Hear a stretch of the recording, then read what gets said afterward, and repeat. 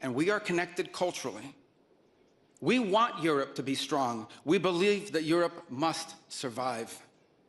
Because the two great wars of the last century serve for us as history's constant reminder that ultimately our destiny is and will always be intertwined with yours. Because we know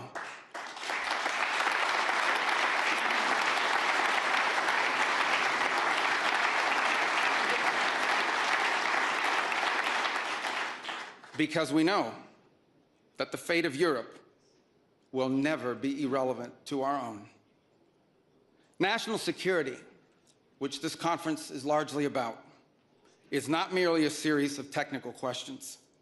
How much we spend on defense or where, how we deploy it, these are important questions, they are.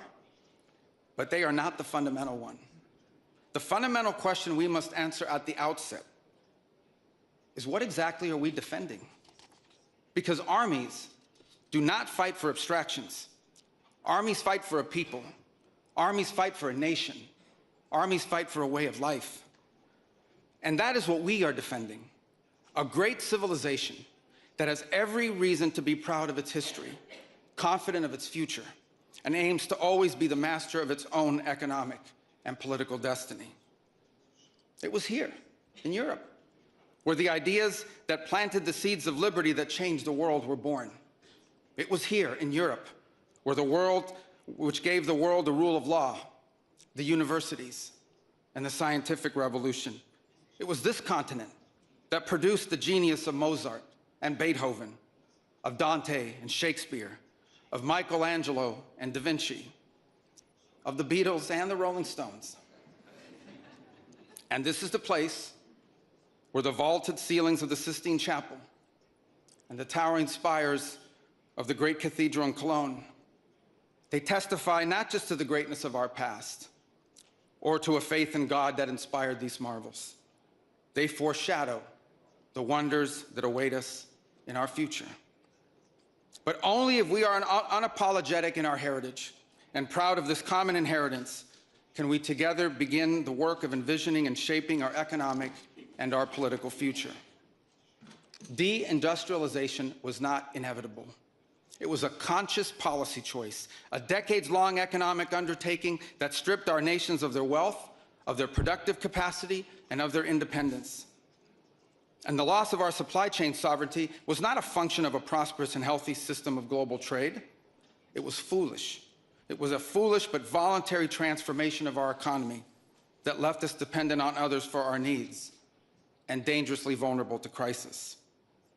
Mass migration isn't some fringe concern of little consequence. It was and continues to be a crisis which is transforming and destabilizing societies all across the West. Together, we can reindustrialize our economies and rebuild our capacity to defend our people. But the work of this new alliance should not be focused just on military cooperation and reclaiming the industries of the past. It should also be focused on together advancing our mutual interests in new frontiers, unshackling our ingenuity, our creativity, and the dynamic spirit to build a new Western century.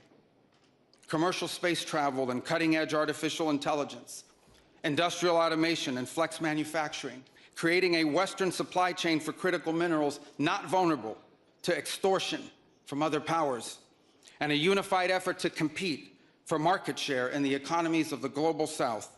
Together, we can not only take back control of our own industries and supply chains, we can prosper in the areas that will define the 21st century. But we must also gain control of our national borders. Controlling who and how many people enter our countries, this is not an expression of xenophobia, it is not hate. It is a fundamental act of national sovereignty.